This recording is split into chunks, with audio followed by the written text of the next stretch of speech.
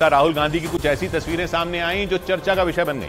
उन तस्वीरों में राहुल गांधी दिल्ली के आनंद विहार रेलवे स्टेशन पर कुली की ड्रेस पहनकर सूटकेस उठाते नजर आए।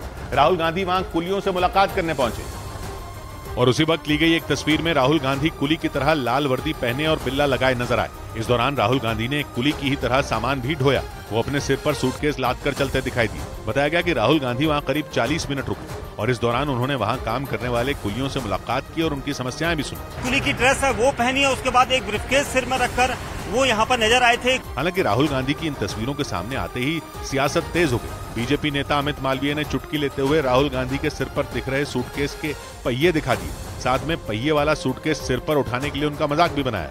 इधर भारत की स्पेस एजेंसी इसरो के मुताबिक चांद पर मौजूद लैंडर विक्रम और रोवर प्रज्ञान एक बार फिर अपना काम शुरू कर सकते हैं, क्योंकि चांद पर रात खत्म होने के बाद वहां सूरज की रोशनी पहुंचनी शुरू हो गई और इसी वजह से इसरो के वैज्ञानिकों को एक बार फिर लैंडर और रोवर के जागने की उम्मीद है।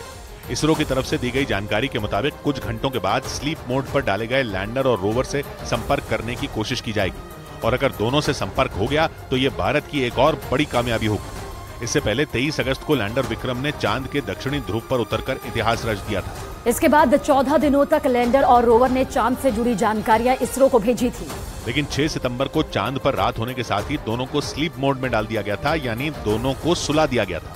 लेकिन कुछ घंटों के बाद चांद पर एक बार फिर दिन की शुरुआत होगी और इसीलिए इसरो को ये उम्मीद है कि लैंडर और रोवर के सोलर पैनल पर सूरज की रोशनी पड़ते ही ये दोनों फिर से काम करना शुरू कर सकते हैं। इस बीच सिविल एविएशन पर नजर रखने वाली संस्था डीजीसीए ने एयर इंडिया के flight safety chief captain Rajiv Gupta को विमानों की सुरक्षा में कमी के आरोप में 1 महीने के लिए सस्पेंड कर दिया। डीजीसीए ने जुलाई महीने में एयर इंडिया के विमानों में सुरक्षा की जांच की थी और खबर है कि इस जांच में एयर इंडिया के विमानों में सुरक्षा को लेकर कई गंभीर कमियां पाई गई थी, जिस पर डीजीसीए ने एयर इंडिया के flight safety chief captain Rajiv Gupta पर एक्शन ले लिया। उधर खबर है कि पाकिस्तानी इसरो के मुताबिक चांद पर मौजूद लैंडर विक्रम और रोवर प्रज्ञान एक बार फिर अपना काम शुरू कर सकते हैं, क्योंकि चांद पर रात खत्म होने के बाद वहां सूरज की रोशनी पहुंचनी शुरू हो गई और इसी वजह से इसरो के वैज्ञानिकों को एक बार फिर लैंडर और रोवर के जागने की उम्मीद है। इसरो की तरफ से दी गई जानकारी के मुताबिक कुछ घंटों के बाद स्लीप मोड पर डाले गए लैंडर और रोवर से संपर्क करने की कोशिश की जाएगी और अगर दोनों से संपर्क हो गया तो ये भारत की एक और बड़ी कामयाबी होगी। इससे पहले 23 अगस्त को लैंडर विक्रम ने चांद के दक्षिणी ध्रुव पर उतरकर इतिहास रच दिया था। इसके बाद 14 दिनों तक लैंडर और रोवर ने चांद से जुड़ी जानकारियां इसरो को भेजी थी।